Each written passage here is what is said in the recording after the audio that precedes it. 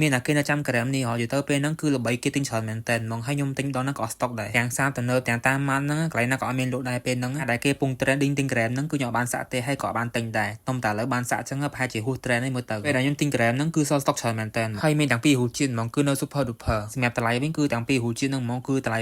5.94 មានពីររសជាតិអញ្ចឹងខ្ញុំក៏ទិញមួយយកមកសាក់ហ្មងទៅគឺរសជាតិ sauce caramel សម្រាប់តម្លៃប៉ុណ្ណឹងជាមួយនឹងក្រែមប៉ុណ្ណឹងអាចថាគួរសមដែរដោយសារក្រែមរបស់គេនេះរៀងធំដែរក្រែមហ្នឹងពេលដែលហែកថងមកទៅណងមែនតើហ្មងគ្រាន់តែបាក់ថងក្រែមហ្នឹងគឺឆាលាយពេកទៅខ្ញុំទុកចោលឲ្យតងតាមផ្លែទេឡើងគីងនេះគឺលាយចង់អស់មកពេលដែលហែកថងមកគឺមានធំក្លិនកាមេតិចតិចអ្នកទាំងអស់គ្នាមើលអន្តណងមកក្រែមួយហ្នឹងតាំងពីគេពង trending គឺខ្ញុំចង់សាក់យូរឯងគ្រាន់តែខ្ញុំចាំរហូតដល់ឥឡូវខ្ញុំនឹកឃើញបានទិញញ៉ាំកុំអីក៏អត់ឃើញថាត្រូវទិញញ៉ាំដែរដោយសារតែដើរផ្សារអញ្ចឹងទៅក៏នឹកឃើញថាក្រែមួយហ្នឹងអត់បានសាក់ទេបាទសម្រាប់ហូជាតិវិញគឺឆ្ងាញ់មែនពេលដែលញ៉ាំទៅគឺមានជីប្រែតិចតិចរបៀបថាប្រែតិចឲ្យផ្អែមអញ្ចឹងនិយាយទៅហូជាតិហ្នឹងគឺហូជាតិ sauce caramel បាទហូជាតិមួយទៀតហ្នឹងបបខៀវហ្នឹងគឺខ្ញុំអត់បានសាក់ទេចាំមើលសាក់លើខយសរុបមកគឺហូជាតិហ្នឹងឆ្ងាញ់របស់គេមែននិយាយទៅដូចការគេនិយាយពង trending ហ្នឹងអញ្ចឹងបាទណាគេចង់សាក់ហ្នឹងគឺអាចរើបាននៅ super duper បាទផ្សារផ្សេងៗទៀតគឺខ្ញុំអត់ដឹងថាគេមានឬក៏អត់ទេតែខ្ញុំទិញមកពីផ្សារហ្នឹងអញ្ចឹងឃើញសល់ស្តុកច្រើន